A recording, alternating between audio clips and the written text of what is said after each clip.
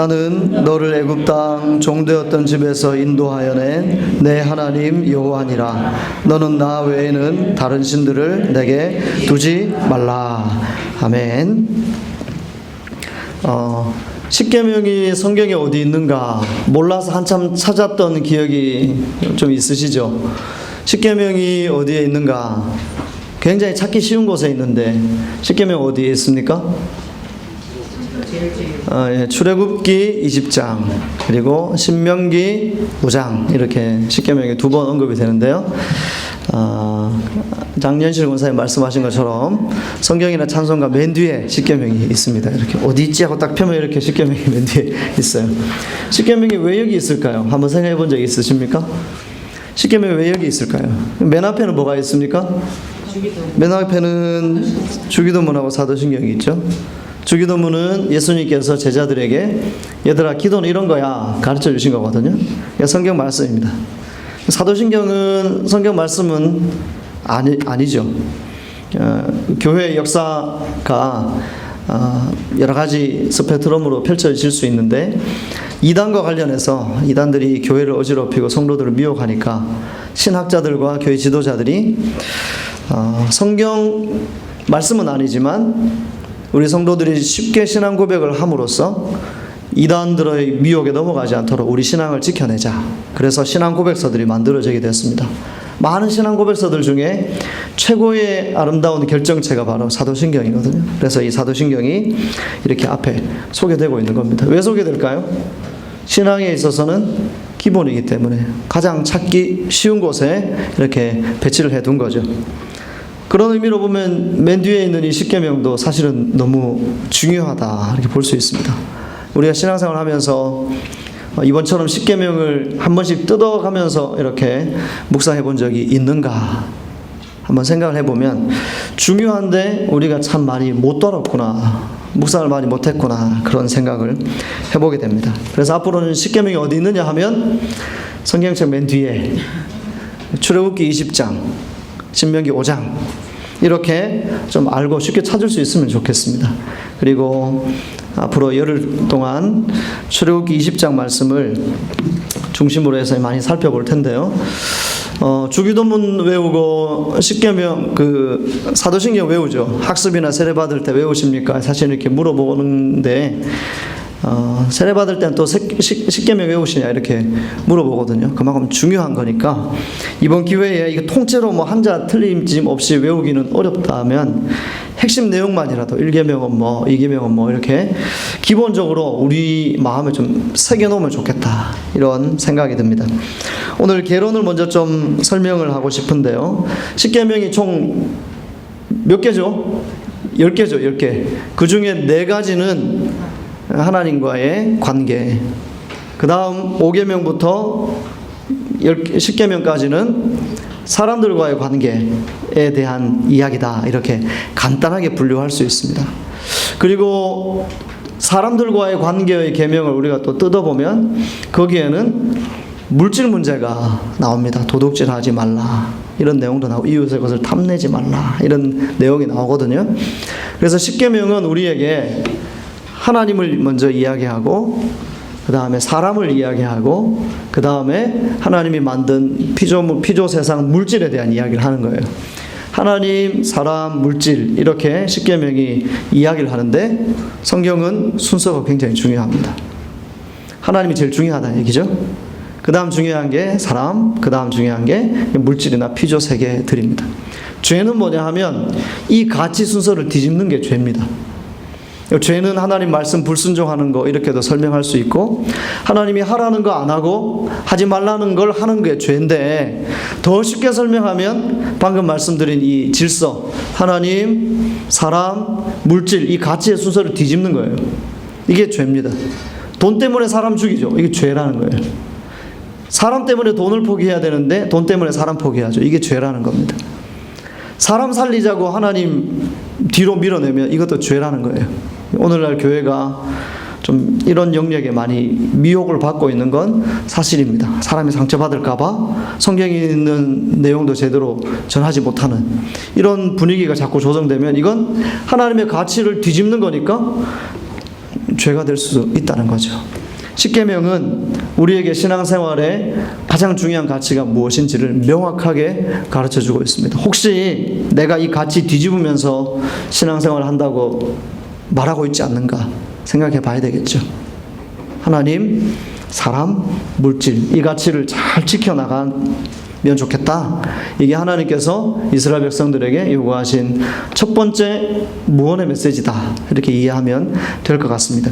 오늘 1계명을 보면 3절이 1계명입니다.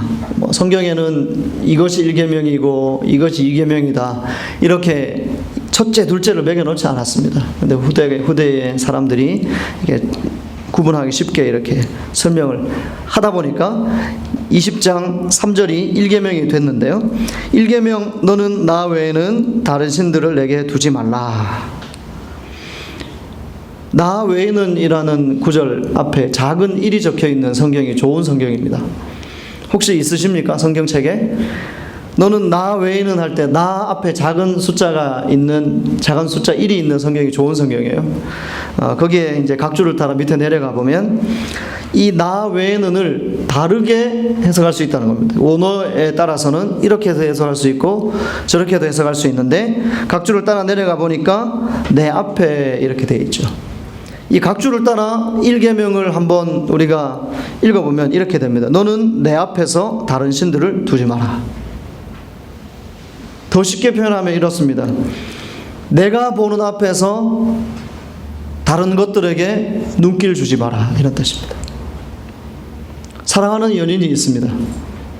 둘이 같이 있는데 사랑하는 연인들끼리 나하고 같이 있으니까 다른 남자한테 다른 여자한테 눈길 주지 마. 이렇게 얘기하면 이게 잘하는 이야기입니까? 못하는 이야기입니까?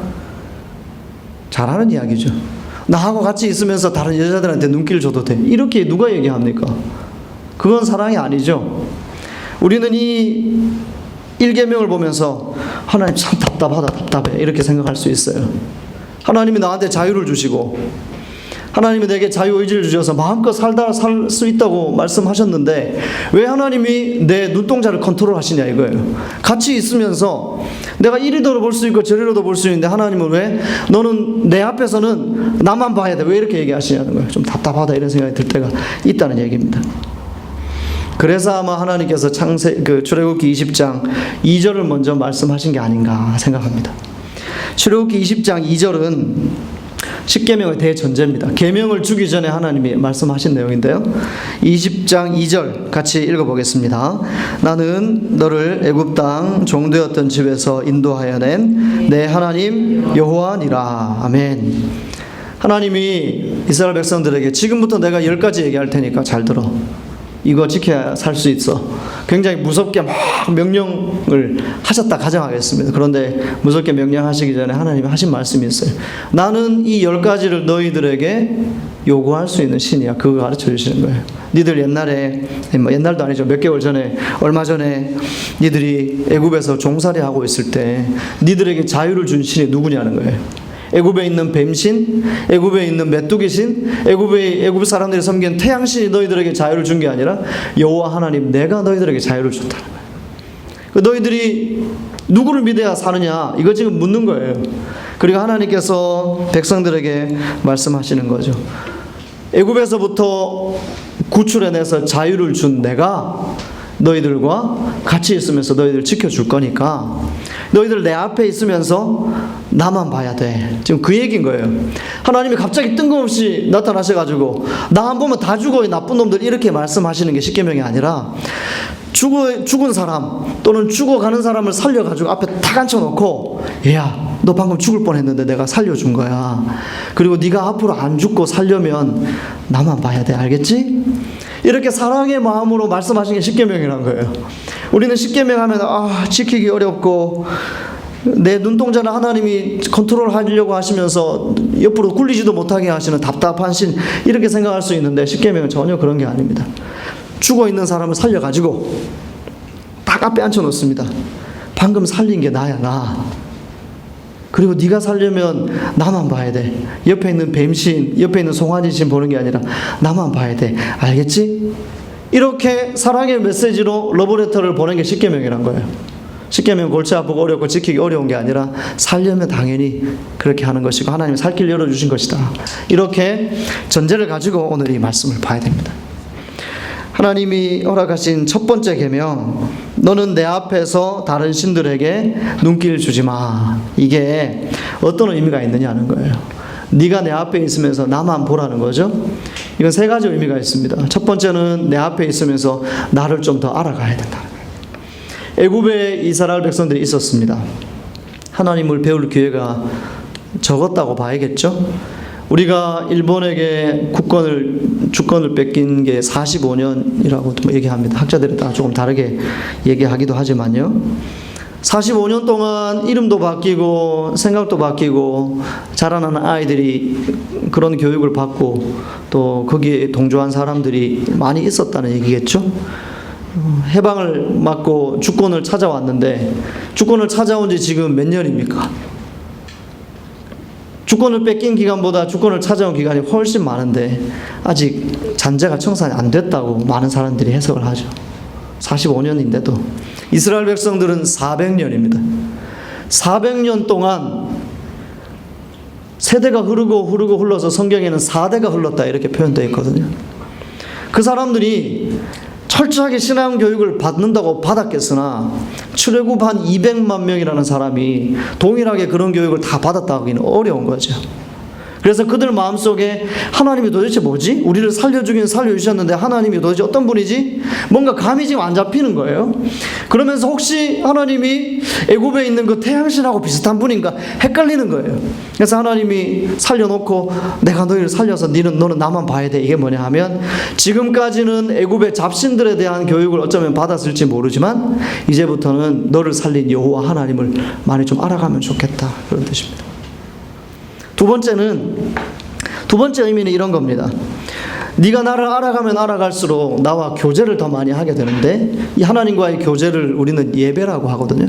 네가 나를 알아가고 나를 아는 것만큼 나를 앞으로 계속 예배해야 돼. 그게 살 길이야. 그 말씀하신 거예요. 그리고 마지막 세 번째는 첫 번째 의미와 좀 일맥상통한데 니들이 가지고 있는 잘못된 신과는 이제부터는 버려야 돼. 이 세 가지입니다. 오늘 이 세 가지를 좀 설명드리려고 합니다. 하나님께서 사람에게 지성, 감성, 의지를 주셨어요. 모든 사람들이 다 가지고 있습니다. 지성, 감성, 의지. 사람마다 이 지성의 지수, 감성의 지수, 의지의 지수가 다르긴 다르겠지만 동일하게 주셨습니다. 세 가지를. 왜 주셨을까요? 왜 하나님이 지성, 감성, 의지를 주셨을까요? 우리에게 공부하라고 주신 겁니다. 인생을 공부하고 학문을 공부하고 하나님이 만들어 오신 피조 세계를 공부하면서 더 풍성한 삶을 살라고 지정의를 우리에게 주신 거예요. 그냥 이걸 가지고 막 죄질하고 준 게 아니라 그래서 사람들이 자신이 관심 있는 분야를 공부하죠. 저는 신학을 공부했고 어떤 분들은 교육학을 하셨을 것이고 어떤 분들은 뭐 다른 인문학을 하셨을 것이고 어떤 분들은 뭐 과학을 하셨겠죠. 그리고 책상 머리에 앉아서 공부하는 걸 싫어하는 분들은 세상에서 인생 공부를 하신 거예요. 공부하기 싫은 사람은 있을 수 있으나 공부 안 하는 사람은 없어요. 다 공부하는 거예요. 지성, 감성, 의지를 가지고 피조세계를 공부하고 더 풍성한 삶을 살라고 지정의를 주신 겁니다. 그런데 우리가 이 지정의를 가지고 세상 만물을 열심히 공부한다고 구원의 길이 열립니까? 열리지 않죠. 하나님을 공부해야 구원의 길이 열리는 거거든요. 궁극적으로 하나님께서 우리에게 지정의를 주신 이유는 하나님을 알아가라고 주신 겁니다. 하나님이 이스라엘 백성들을 보면서 내가 너희를 살렸고 니들이 나를 바라봐야 살 수 있는데 지금부터 잘못된 생각을 버리고 나를 좀 배워야 돼. 그래야 살 수 있어는 뭐냐 하면 너희의 지성, 감성, 의지를 가지고 나를 열심히 공부해라 이런 뜻입니다. 그래서 호세아 선지자는 이런 얘기를 하죠. 우리가 여호와를 알자. 힘써 여호와를 알자. 온 힘을 다해서 지정의를 다 동원해서 하나님을 알기 위해 애쓰자. 호세아 선지자는 이렇게 이야기하고 있습니다.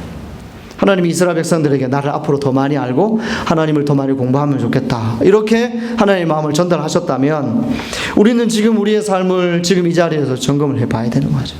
나는 하나님을 알아가는 일을 힘쓰고 있는가? 나는 하나님을 알아가는 일에 관심을 가지고 지정의를 동원해서 하나님을 더 많이 알기 위해 관심을 가지고 있는가? 이렇게 신앙 강조한다고 나올 정도 되면 굉장히 열심인 분들이겠죠.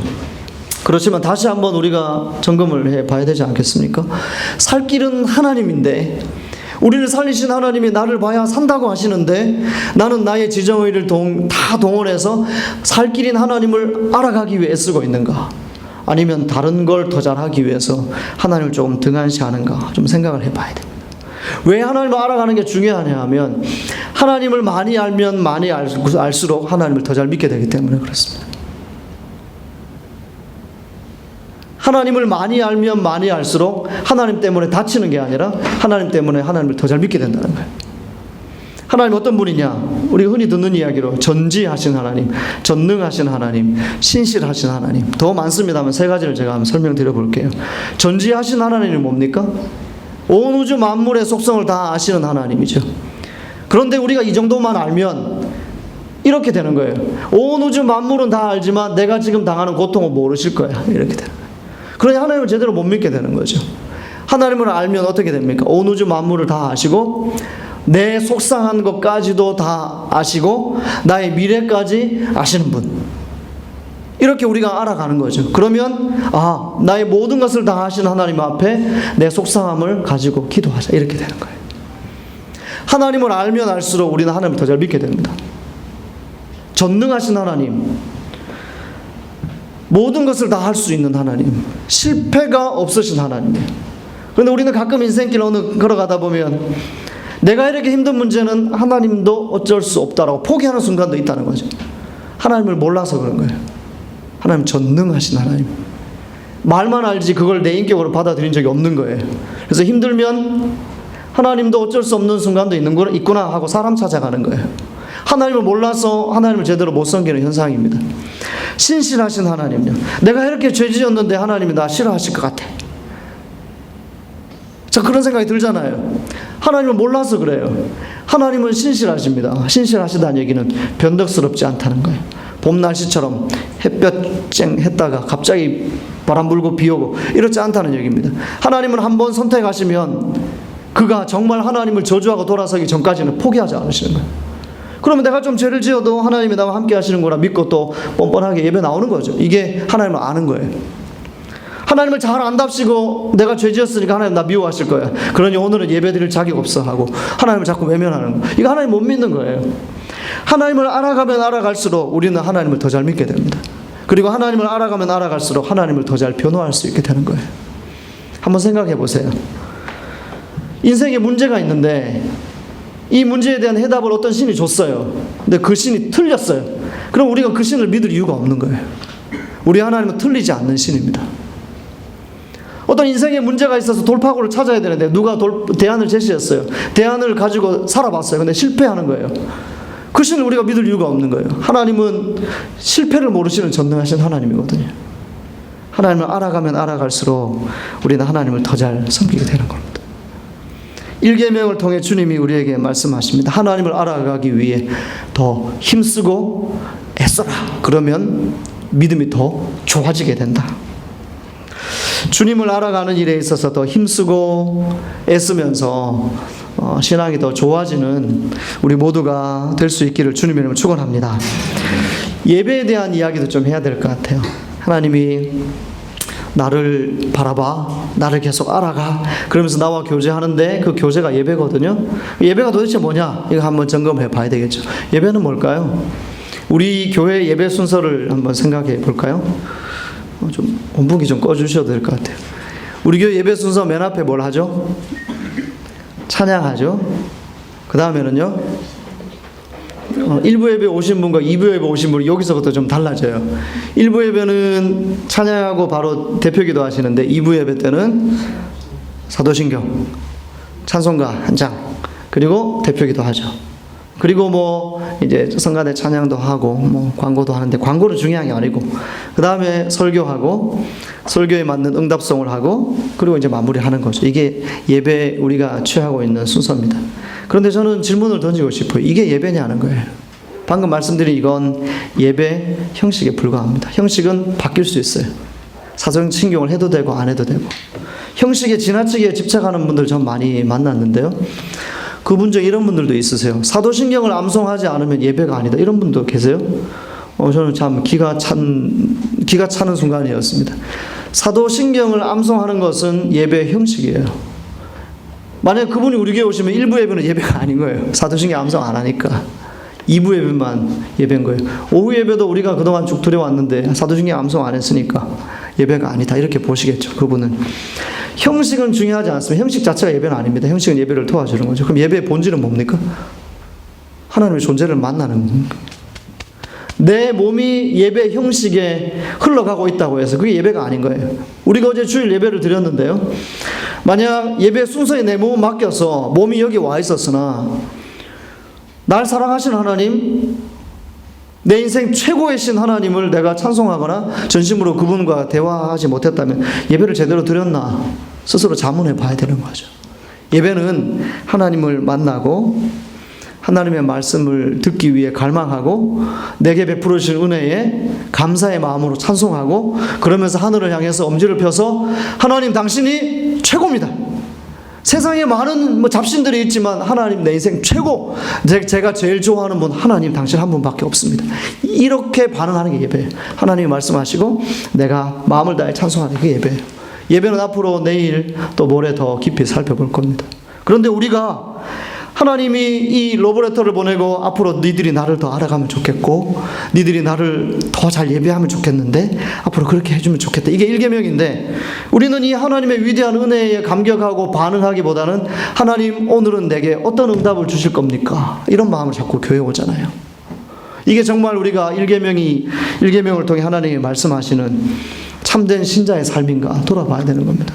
물론 간절한 마음으로 인생의 문제가 해결되기를 소망하고 기도하고 응답 받아야죠. 그걸 누가 틀렸다고 얘기하겠습니까? 그런데 그것만 가지고 나오면 10계명 중 1계명부터 지금 제대로 못 지키고 있는 거예요. 베풀어 주신 은혜에 대한 감사, 그 주님을 향해 내가 열심히 살겠습니다는 헌신, 그리고 좀 건방질지 모르지만 하늘을 향해서 당신이 최고입니다. 세상 그 어떤 분보다 당신이 최고입니다. 오늘 그분을 내가 기뻐합니다. 이런 마음으로 하나님께 찬송하고 기도하는 이 마음이 있느냐? 하나님이 이 마음을 요구하시는데 우리는 이 마음을 가지고 예배하고 있느냐 한번 생각을 해봐야죠. 그리고 마지막 세 번째 의미가 있습니다. 그것은 하나님에 대한 오해를 좀 버리면서 나하고 좀 교제하자 이런 뜻이 있어요. 이스라엘 백성들이 400년 동안 종살이했죠. 종살이 하면서 애굽이 섬기던 온갖 잡신의 영향을 받았다고 이미 말씀드렸습니다. 뱀신, 메뚜기신, 파리신, 송아지신, 태양신 이런 것들이죠. 그래서 애굽에 내린 10가지 재앙은 애굽 사람들이 섬기던 온갖 잡신들에 대한 하나님의 심판이었다 이렇게 해석하기도 하잖아요. 이스라엘 백성들이 하나님이 어떤 분이시지 헷갈리는 거예요. 그동안 알고 있었던 태양신인가 막 헷갈리면서 어떨 때는 하나님 믿었다가 어떨 때는 태양신 믿었다가 이게 이제 제대로 정립이 안 되니까 이스라엘 백성이 흘러가면서 어떨 때는 하나님 믿었다가 농사 짓는데 비가 안 오니까 바알신한테도 빌었다가 이게 지금 왔다 갔다 하는 거거든요. 하나님이 나만 바라봐 이렇게 말씀하신 건 잘못된 신에 대한 생각은 버리고 아직 나만 바라봐야 돼 이런 뜻이거든요. 우리 삶에도 잘못된 신 개념이 많이 있습니다. 당신이 여기에 빠져 있습니다라고 제가 정확하게 지금부터 설명하면 난 안 그런데라고 말할지 모르겠으나 사실 저도 여기에서 자유롭지 못한 거예요. 몇 가지를 좀 설명해 보고자 합니다. 신에 대한 잘못된 생각. 첫 번째는 무신론이죠. 신은 없다는 이론 이거 아닙니까? 신이 없다는 이론인데 사실 이거는 신앙에 가깝습니다. 신앙이라고 봐야죠. 신이 없다는 사람들은 왜 없다고 하냐 하면 안 보이니까 없는 거예요. 안 보이는데 어디 있냐는 거예요. 보이지 않으니까 없다는 거예요. 이런 분 혹시 만나본 적 있습니까? 이런 분들은 설득이 안 돼요. 왜냐하면 무신론이 신앙이기 때문에 그래요. 안 보이니까 못 믿겠다는 거죠. 그래서 그 무신론자들은 우리에게 하나님 좀 보여달라 이렇게 얘기하죠. 이게 굉장히 어리석은 발언입니다. 지금부터 제가 왜 이게 어리석은 발언인지 설명해 보겠습니다. 우리가 살고 있는 이 세상에는 공기가 존재하고 있습니다. 그러나 보이지 않습니다. 보이지 않는다고 존재하지 않는 건 아니죠. 우리가 살고 있는 이 세상에 햇빛이 있습니다. 햇빛은 보이지 않습니다. 햇빛이 물체에 반응된 색깔을 우리는 보는 것이지 햇빛, 태양빛 자체를 보는 건 아니거든요. 그러면 안 보인다고 존재하지 않는 거냐? 그렇지 않거든요. 안 보여도 존재하는 것들이 있다는 얘기예요. 그럼 신도 마찬가지 아니겠느냐는 거예요. 제가 이렇게 물어본 적이 있어요. 아무 말 못해요. 울그락불그락 할 뿐이지. 그래도 못 믿어. 이렇게 얘기하지. 이게 무신론인 거예요. 만약 신이 없다고 얘기하는 사람들이 우리와 대화하려면 그들이 해결하고 와야 될 문제가 있습니다. 그들은 우리에게 하나님을 증명하라고 얘기하죠. 근데 우리는 그들에게 이렇게 묻습니다. 그러면 하나님이 없다는 것도 증명해봐라. 하나님이 없다는 걸 어떻게 증명합니까? 하나님이 없다는 걸 증명하려면 온 우주를 다 뒤져가지고 어느 한 곳에도 하나님이 없다는 걸 밝혀야 되는데 사람이 온 우주를 다 뒤질 수 있느냐는 거예요. 무신론은 어리석은 논리입니다. 그런데 그걸 버리지 않습니다. 신앙이기 때문에 그래요. 그런데 예수 믿는 우리도 가끔씩은 무신론의 자리에 있다는 거예요. 어떤 순간인가 화가 나고 기분 나쁘고 그래 그 순간에 마치 하나님 없는 사람처럼 행동할 때 그때 무신론자예요. 예수 믿는 저도 여러분도 늘 하나님 면전의식을 가지고 코람되어 하면서 살겠다고 다짐하지만 흔히 하는 말로 뚜껑 열리면 이게 배는 게 없는 거예요. 그 순간 무신론자예요. 하나님이 그 순간까지도 나한테 바치라고 요구하시는 거거든요. 또 다른 잘못된 신관이 있습니다. 그것은 불가지론입니다. 좀 어려운 단어인데요. 가능하지 않다는 거죠. 알지자. 불가지, 아는 것이 불가능하다는 거예요. 무신론자에게 막 이렇게 설명하니까 이게 자기도 잘 모르겠거든요. 그래서 그러면 믿겠습니다가 아니라 한 발 뒤로 딱 물러서서 그렇네. 아무리 생각해도 잘 모르겠다. 사람은 아무리 생각해도 신의 존재에 대해서 알 수 없는 거 아니냐? 그래서 너도 모르고 나도 모르고 불가지론. 그래서 그래도 못 믿겠네. 모르니까. 이렇게 나오는 게 불가지론입니다. 불가지론. 하나님이 존재하는지 존재하지 않는지 모르겠다. 그래서 난 못 믿겠다는 거예요. 우리는 불가지론은 아닙니다. 그런데 불가지론자처럼 살 때가 있어요. 어떤 순간이냐 하면 내가 이렇게 힘든데 나를 도와주는 신은 없는 것 같아. 하나님이 존재하고 계신지 존재 안 하시는지 내가 삶이 이렇게 어려운데 도와주는 신이 없는 걸 보면 나도 잘 모르겠네 하고 신앙의 회의에 빠지는 그 순간이 불가지론자가 되는 거예요. 이신론이란 잘못된 개념도 있습니다. 이신론은 하나님이 세상을 창조하셨다고까지는 인정해요. 그런데 그 창조하신 신이 더 이상 세상 법칙에 개입할 수 없다고 생각하는 사람들이에요. 시계를 만든 사람이 있습니다. 스위스의 유명한 그 시계 있잖아요. 시계 만드는 명인이 만들었어요. 만들고 난 다음에 어떻게 됩니까? 시계는 시계 공과 상관없이 자기가 알아서 돌아가죠. 시간이 1분 1초도 틀리지 않고. 하나님이 세상을 그렇게 창조했다는 거예요. 하나님이 세상을 창조하시고 자연 법칙을 부여했기 때문에 하나님의 간섭이나 섭리가 없어도 지구가 자전하고 공전하고 사계절이 되고 파도가 왔다 갔다 하게 된다. 이렇게 생각하는 사람들이에요. 하나님의 절대 주권을 부인하죠. 우리하고 다르네 생각되시죠? 우리가 이럴 때가 있다는 얘기입니다. 어떤 때냐? 내가 이렇게 고달픈데 아무도 나를 도와주는 신이 없는 것을 보니 하나님도 나를 도와줄 능력이 없구나. 자연 법칙에 따라 흘러가는 것이 인생이구나. 이렇게 생각하는 순간이 이신론자입니다. 우리는 유일신론자입니다. 오직 살 길은 여호와 하나님 한 분밖에 없다는 유일신론을 가진 사람들인데 유일신론을 가지고 있다고 믿으면서도 무신론자처럼 살 때가 있고 불가지론자처럼 살 때가 있고 이신론자처럼 살 때가 있다는 거예요. 여러분 어떠십니까? 또 하나 잘못된 생각이 있습니다. 그것은 범신론입니다. 범신론. 모든 신은 똑같다 이런 겁니다. 산으로 올라가는 이 신을 믿든 저 신을 믿든 결국은 산 정상에 올라가면 되는 거 아니냐는 거예요. 북한산에도 올라가는 길이 여러 개 있고 이 작은 정발산만 해도 올라가는 길이 여러 가지 있거든요. 결국은 정상에서 만나면 되는 거 아니에요. 뭐가 문제냐는 거예요. 정발산 정상에 가면 평심루라는 데요. 평심루. 결국은 여기 출발하든 저기 출발하든 2시 20분에 거기서 만나면 되는 거 아니야. 이런 논리입니다. 그래서 부처를 믿든 예수를 믿든 토속신앙을 가지고 땅신을 믿든 이게 뭐가 중요하냐. 결국 정상에서 만나면 되지. 이게 종교다원주의자. 그래서 한때 시끄러웠던 뭐 WCC 들어보셨죠? 그 오프닝 행사할 때 우리 한국에 살풀이 하는 분이 가셔서 막 살풀이 하고 이게 기독교가 믿는 성령과 같은 신이다 이렇게 막 얘기까지 한단 말이죠. 이게 범신론인 거예요. 우리가 여기 범신론자처럼 살 때가 있다는 겁니다. 유일신론 하나님만 믿어야 되는데 유일신론을 가진 우리가 하나님만 바라보는 게 아니라 사람 바라보잖아요. 사람 우상으로 만들어 놓고. 이게 범신론하고 뭐가 다르냐는 거예요. 하나님 우리에게 요구하시는 건 뭐냐 하면 얘들아 내가 너 살렸으니까 나만 봐야 돼. 나만 봐야 네가 살 길이 열려. 그리고 나를 더 많이 공부하면 돼. 더 많이 공부하면 나를 더 잘 믿게 되고 나와 깊이 교제하면서 풍성한 예배를 좀 잘 드리면 좋겠어. 그리고 지금까지 애굽의 영향을 받았던 잘못된 신관들은 다 버리고 오직 나만 바라봐. 유일신론 사상자처럼 살아주면 좋겠다. 이게 십계명 1계명의 의미입니다.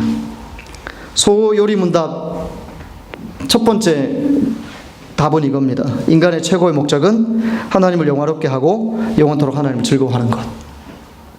하나님을 더 잘 알고 하나님을 더 잘 예배드리고 하나님을 건강하게 믿으면서 10계명 중 첫 번째 계명 너는 나 외에 다른 신을 내게 두지 말라. 이 계명을 잘 지키면서 하나님 최우선의 삶을 살아가는 우리 모두가 될 수 있기를 주님의 이름으로 축원합니다.